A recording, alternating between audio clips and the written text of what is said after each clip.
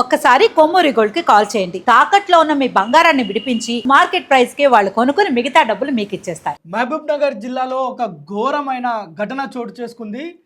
కాటి వరకు నడిపించాల్సిన భార్యనే కాలయముడిగా మారి భర్తను అతి కిరాతకంగా కట్టెలు కొట్టే గొడ్డలతో నరికి చంపిందంటే ఎంత కక్ష పెంచుకుందో చూడండి. మనం గత కొద్ది రోజులుగా చూస్తున్నాం.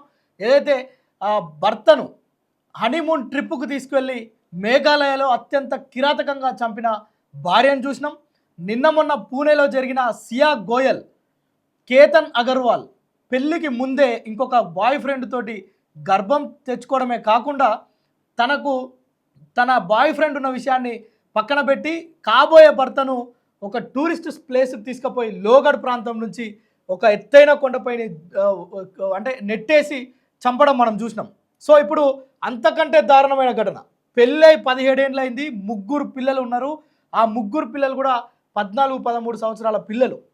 సో అంత పెద్ద పిల్లలు ఉండరు. పెళ్ళై 17 సంవత్సరాలు పూర్తయినప్పటికి కూడా ఇప్పుడు తాజాగా ఒక ప్రియుడు కావాల్సి వచ్చింది ఆమెకు.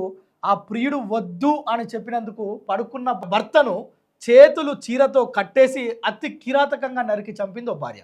ఇది తెలంగాణ ప్రాంతంలోని మహబూబాబాద్ జిల్లా దేవరకద్ర ప్రాంతంలోని బస్వాయపల్లి గ్రామంలో చోటు చేసుకుంది. ఈ విషాద ఘటనతోటి ఆ గ్రామంలో మహిళలంతా కూడా అట్టుడికి పోతురు.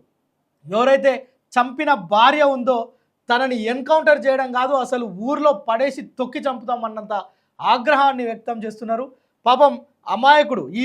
ఈ కేసులో ప్రధానంగా ఎవరైతే బాధితుడు ఉన్నాడో అంటే మృతుడు కొమ్మూరి నగేష్ 38 సంవత్సరాల వ్యక్తి. తను వ్యవసాయ పనులు, కూలి పనులు చేస్తూ జీవనాన్ని సాగిస్తున్నాడు. 17 ఏళ్ల క్రితం తనకు కవితతో వివాహం జరిగింది. సో వాళ్లకు 3 పిల్లలు ఉన్నారు. అయితే గత కొద్ది కాలంగా కవిత వ్యవహారంలో మార్పులు చూసిండు నాగేష్. చూడటమే కాదు, తను ఒక వ్యక్తితో అక్రమ సంబంధంతో ఉంటుంది, తన రిలేషన్షిప్ మంచిది కాదు అని చెప్పి అనేక సార్లు హెచ్చరించిండు. ఇంట్లో చెప్పితే వినకపోతే ఊరి పెద్ద మనుషుల్లో పెట్టిండు. అటు తల్లిదండ్రులను ఇటు తల్లిదండ్రులను కూర్చోబెట్టి మాట్లాడే ప్రయత్నం చేసిండు. ఎన్ని చేసినా వంకర బుద్ధి వంకరగానే ఉంటుంది.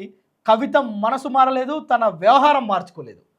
సో ఇది రోజు రోజు పెద్దగా అవుతుంది. తను పెద్ద మనుషుల్లో పెట్టిండు. మా ఇంట్లో వైపు సైడు మా తల్లిగారి ఇంట్లో నా పరువు తీసేసిండు. ఈ విషయాన్ని చెప్పి వాస్తవంగా పరువు తీసేది ఎవరు? కవిత. అక్రమ సంబంధం పెట్టుకొని 3 పిల్లలు చేతికొచ్చిన పిల్లలు ఉన్నాక కూడా ఇంకొక వ్యక్తితో నువ్వు జీవనం సాగిస్తున్నావు, అతనితో దొంగచాటుగా వ్యవహారం చేస్తున్నావు, దొంగచాటుగా నీ యొక్క అవసరాలు తీర్చుకుంటున్నావు. శారీరకమైన అవసరాలు, వేరే రకమైన అవసరాలు కాదు.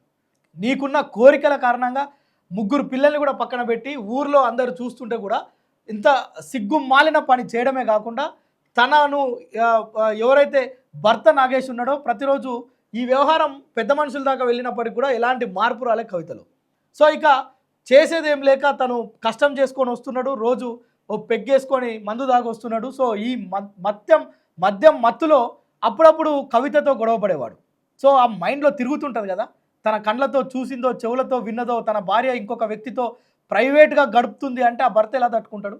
సో ఈ క్రమంలోనే తను ఇంటికి వచ్చినప్పుడు మద్యం మత్తులో కొంత గొడవ పడేవాడు. ఈ గొడవతో ప్రతిరోజు ఎప్పటి నుంచి స్కెచ్ చేస్తుందో మహాతల్లి తెలియదు.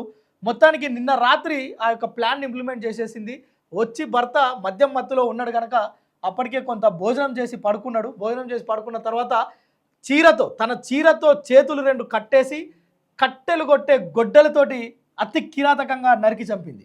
సో ఈ శబ్దాలకు పక్కన పడుకున్న పిల్లల్లో చిన్నోడు ఈ శబ్దాలకు లేచి తన తల్లి చేస్తున్న దాష్టికాన్ని చూసి గట్టిగా అరుస్తూ కేకలు పెడుతూ ఏడవటంతో, అంటే ఒక్కసారిగా రక్తపు మడుగులో తన తండ్రిని చూసిన ఆ బాబుకి ఏం చేయాలో ఎవరికి తెలుసు. 10 ఏళ్ళ ఒక బాలుడు చిన్నోడు.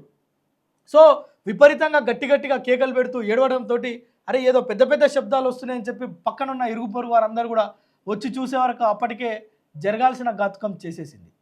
సో ఇప్పుడు వెంటనే వాళ్ళు స్థానికంగా ఉన్న మహబూబ్ నగర్ ఆసుపత్రికి తరలించే ప్రయత్నం చేశారు. ఆసుపత్రికి తీసుకువెళ్తే చాలా సీరియస్ కండిషన్లో ఉంది, మేము తీసుకోము, మీరు హైదరాబాద్కి తీసుకువెళ్ళండి అంటే మార్గమధ్యంలోనే నాగేష్ మృత్యువాత పడ్డాడు.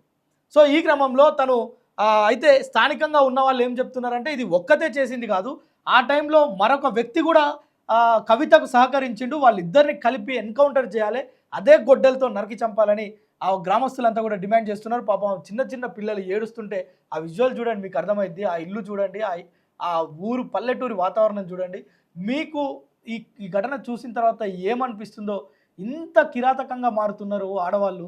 వివాహం జరగక ముందు బాయ్ ఫ్రెండ్ ఉండు, అది తల్లిదండ్రులకు చెప్పుకునే ధైర్యం లేదు, లేదంటే అవతల ఉన్న ఆస్తిని అనుభవిద్దామని కొందరు చేస్తుంటే, కొందరేమో కోట్లకు పడగెత్తినా కానీ కేవలం అక్రమ సంబంధం సెక్స్ కోసమే, శారీరకమైన ఆనందం కోసం బాగా డబ్బున్న వాళ్ళు ఇలాంటి ఘాతుకానికి పెళ్లికి ముందే చేస్తే, పాపం గ్రామాల్లో కూలినాలు చేసుకునే వాళ్ళు కూడా తమ కష్టపడి 4 మెతుకులు తెచ్చే భర్తను అతి కిరాతకంగా గొడ్డలతోని నరికి చంపడం అంటే అసలు నిజంగా సభ్య సమాజం విడిపోతుంది.